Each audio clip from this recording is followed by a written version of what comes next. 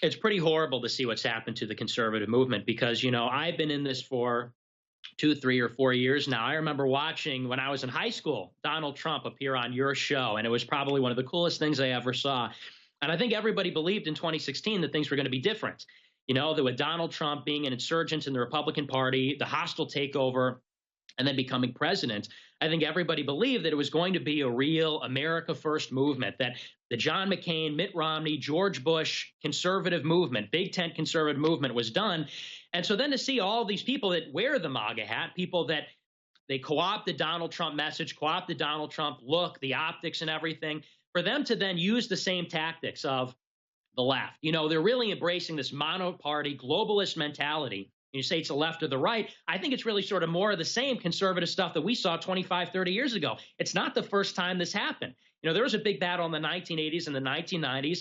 Some people might remember this, between the paleo-conservatives and the neoconservatives, where people like Sam Francis and many others were kicked out and shut out of the conservative movement, blackballed, fired from the Yeah, let's be clear. The big corporate money, the Koch brothers, all of them, they come in and routinely, every decade or so, try to kick all the patriots, the Christians, the conservatives out. We build the movements, we get people elected, then they throw us overboard. And you don't like all these swaggering leftists coming in, speaking for everybody. We give them our energy, we give them our money, we promote them, and then they just enslave everyone under them and throw Candace Owens overboard.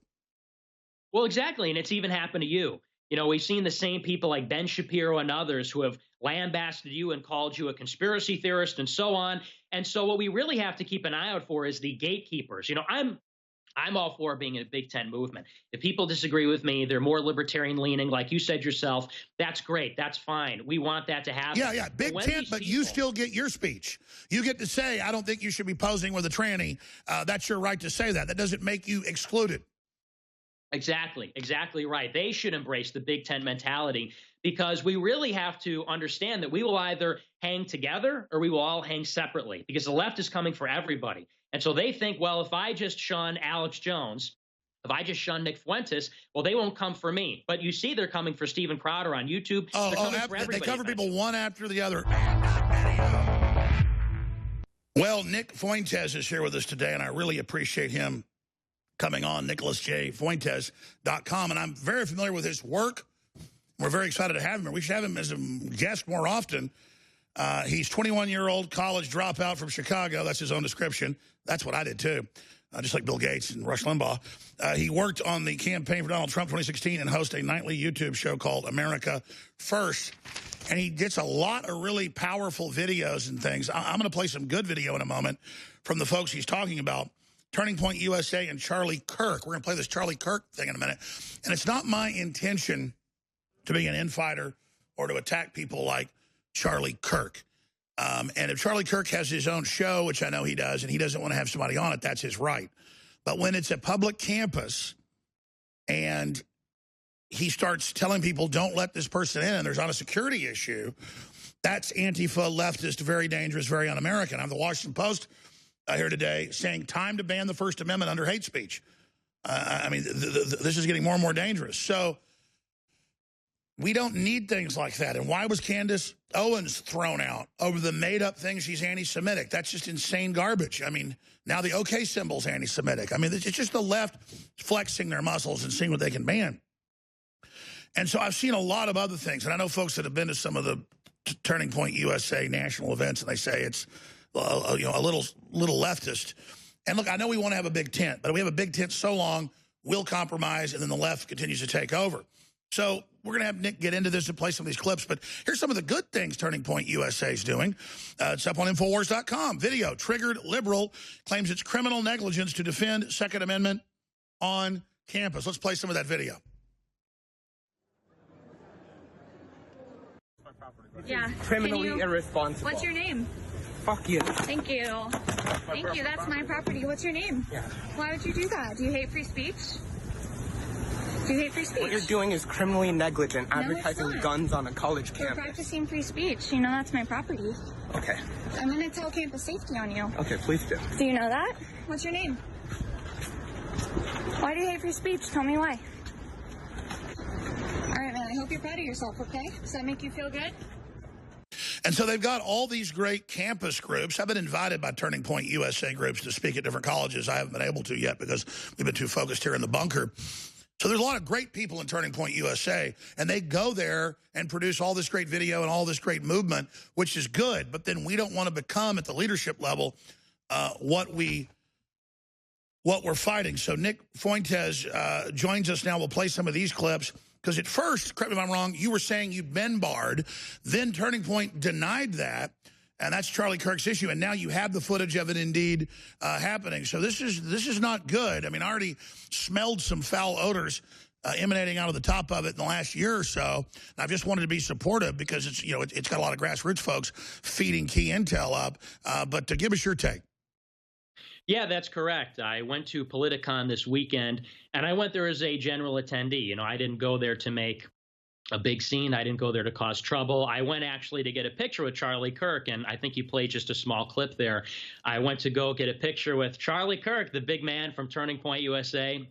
Well, you're right. His organization, the Rank and File, sometimes do good work. But I was stopped. I was intercepted by security at Politicon and actually several police officers. If you see in the video, it's not like I was in some kind of threatening posture or anything. I went up to get a picture, and I was intercepted by 5 or 6 police officers who told me I would not be allowed to take a picture with Charlie Kirk. Yeah, and there it is. And then that escalated the next day. Rather, I think it was the same day, but a few hours later, I went to attend his debate with Kyle Kulinski, who is a leftist. It's actually sort of ironic. Inside that debate, Charlie Kirk talked about how free speech is under attack and censorship is so bad. And just outside that debate where he was saying that, I was blocked by probably a dozen police officers from even entering the event because they said that I might be disruptive, which, of course, was not the case. I told them I wasn't going to disrupt. And then all of this was exposed last night at Charlie Kirk's Ohio State University event for his campus tour.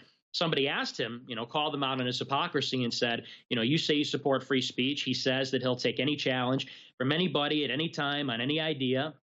And yet at Politicon, Nick Fuentes was banned from the conference. And Charlie Kirk, I don't know if you could see the video, but he played dumb. He said, who? I don't know what you're talking about. You mean Politicon security kept him out?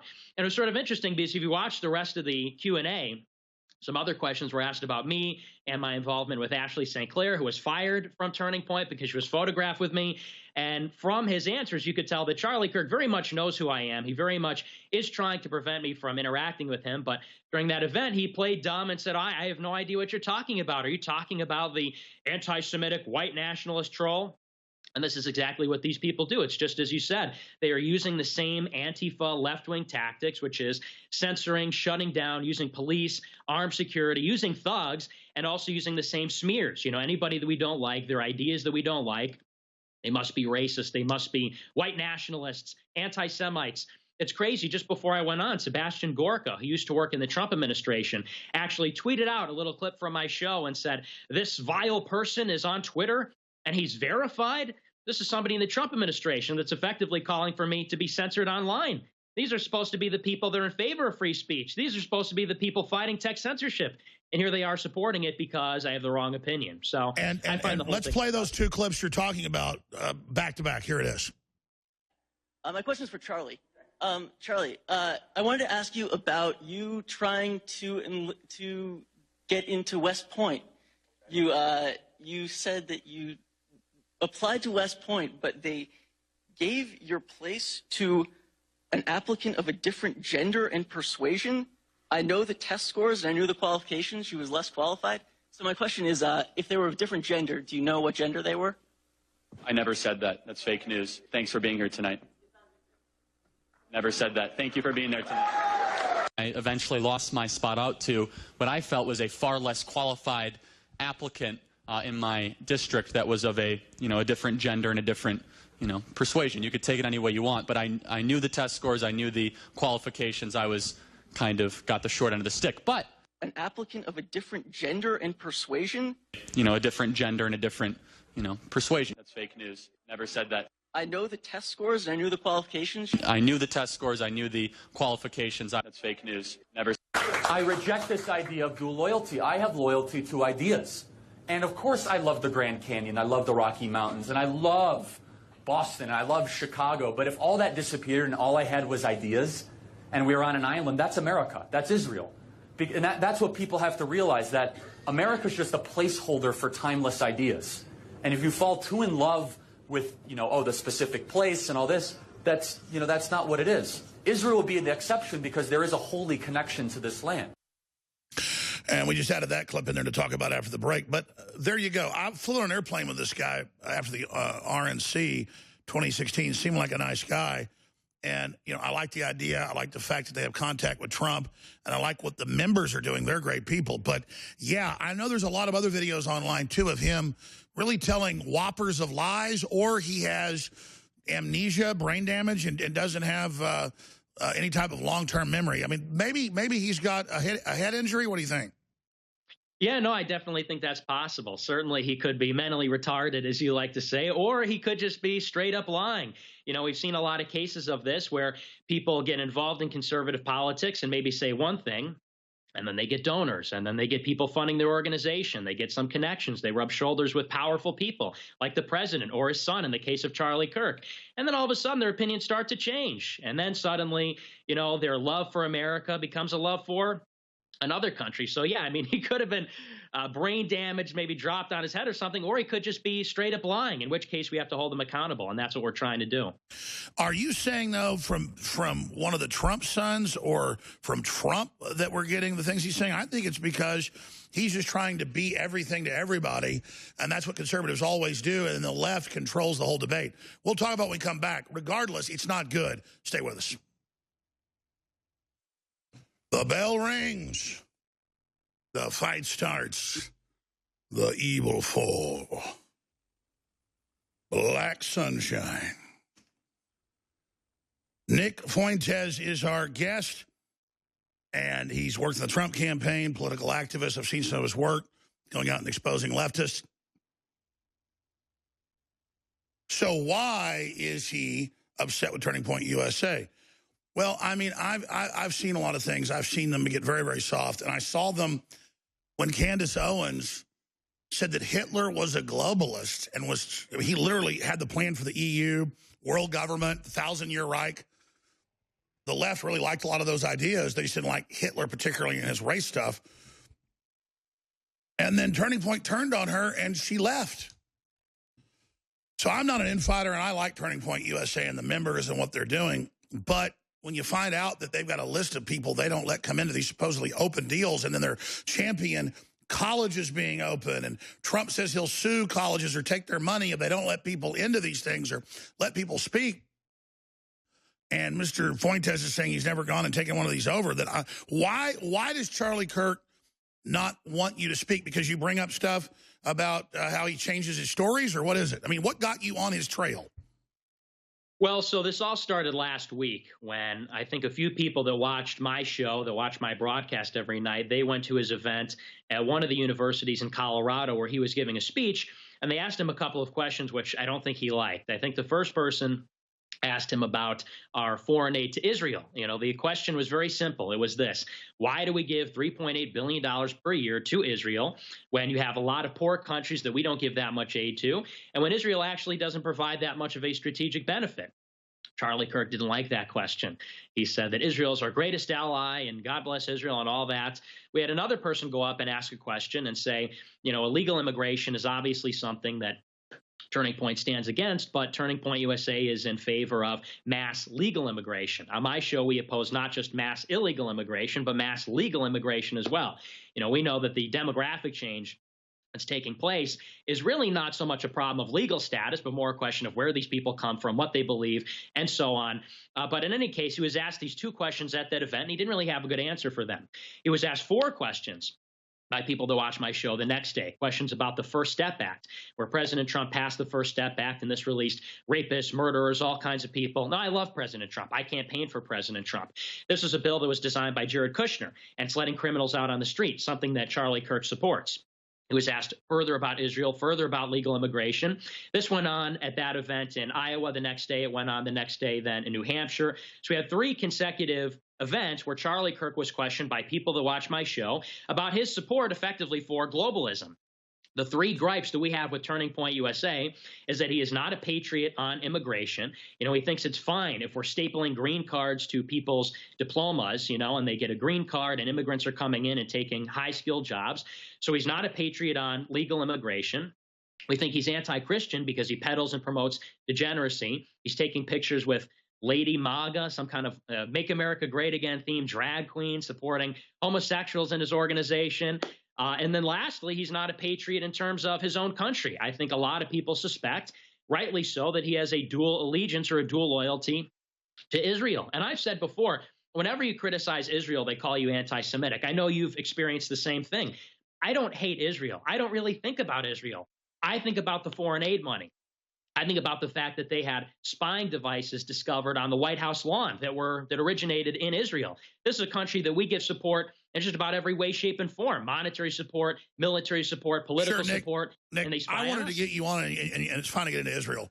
I wanted to get you on because I saw these videos and I saw articles about it where they're trying to keep you from coming to those while saying they're open and they're doing this, and they basically didn't stand up for Candace Owens, which I don't like. And then I've seen some of the stuff. Personally, I'm a libertarian. And so I like the fact that Trump, at his convention in Cleveland said, we don't hate you if you're, gay or lesbian or whatever. I get your point, though, about it's already being paraded everywhere with the trannies going after the kids and, all that. And so why sit there and make that the main message?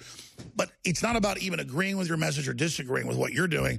It's the fact that he's doing this. But since we go into this Israel deal, this whole third rail of everything, I've had the New York Times say I'm anti-Semitic when I don't even talk about Israel. I do not dislike Israel. I think if you turned it over to the Muslims, they'd all kill each other forever over it. I understand. I'm like Rand Paul. I don't like foreign aid, period. But it is a thing where you can never bash Israel enough. So you kind of went off into Israel, and you're saying that's something that really upsets him to bring that up. I think it's wrong for him at a college forum to try to censor people and their questions when they're doing it politely and as professional and he's advertising it as open. But the Israel thing, I would say a large part of the right wing has it as a split point for people, whether you worship Israel on one end or whether you absolutely hate Israel on the other. And I just think it's all a giant red herring. I have all these right-wingers attacking me because I know about the Chi-Com influence. They say I'm covering up for Israel. When, I've just looked into it. Yeah, all these countries spy on us. We spy on them. I don't like it. They find Israeli spies, arrest them. But it's literally this thing from the left obsessing on Israel. And again, I'm all for you asking the questions and your folks asking it, but it's a leftist thing that obsesses on Israel. That's why I literally want to throw up when I hear about it. Well, right, and you're exactly right. And that's fine if people don't agree with me. You're a libertarian, I'm a conservative. We can have disagreements, and that's fine. But the conservative movement, the Big Tent movement, should not use the tactics of the left, of censorship. If Charlie Kirk is a libertarian on the issue. Oh, yeah, that's the message I'm getting at here is why the hell is he doing this? Right. Well, right. And that's just it. What is he so afraid of?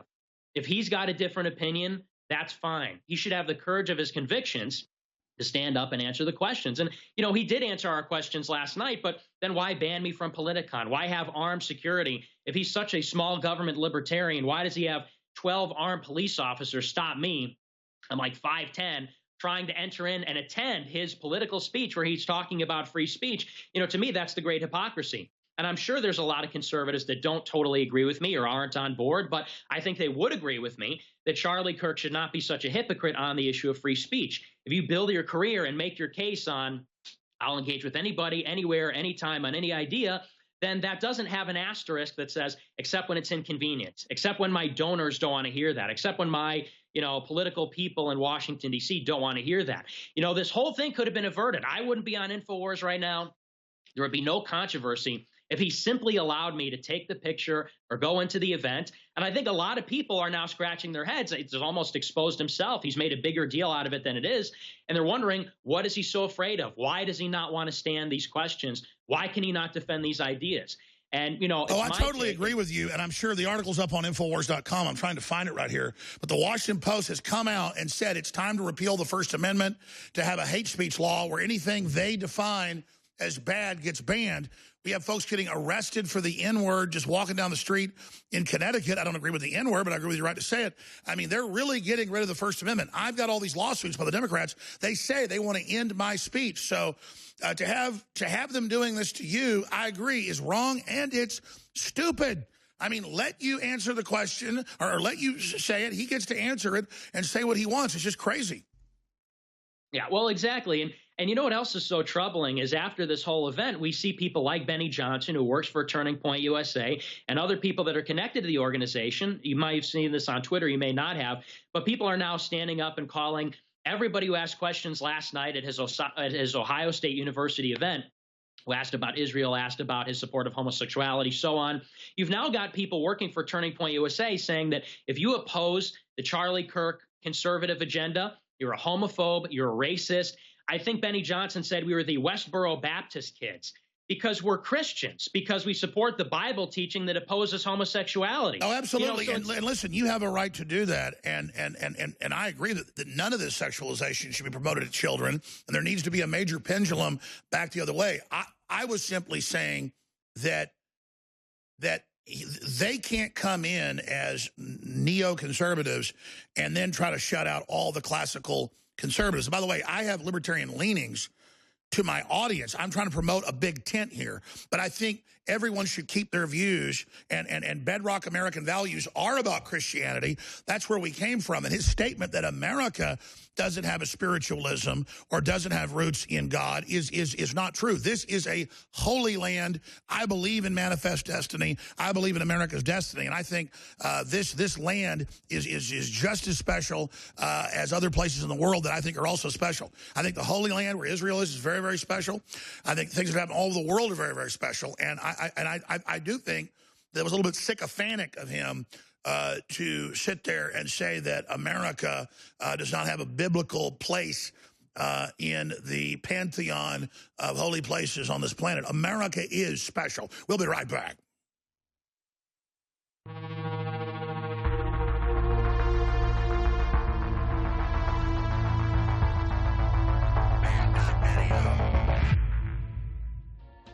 Now it's easier than ever to have band.video on your iPhone. Simply go to band.video with your Safari browser. Then you click the share button at the bottom of the screen. When the menu comes up, you simply click Add to Home Screen. It will then ask you to name the app. I suggest band.video. You will now have band.video app on your home screen, despite the fact that Tim Cook tried to stop it. The globalists think you're lazy, but by taking a little bit of action, you can override them, have the app, and then tell others about it so they can get the app. So it's up to you whether you want to defy big tech and click the share buttons below on your email, on Facebook, on Twitter, on YouTube. However you want, be sure and share band.video.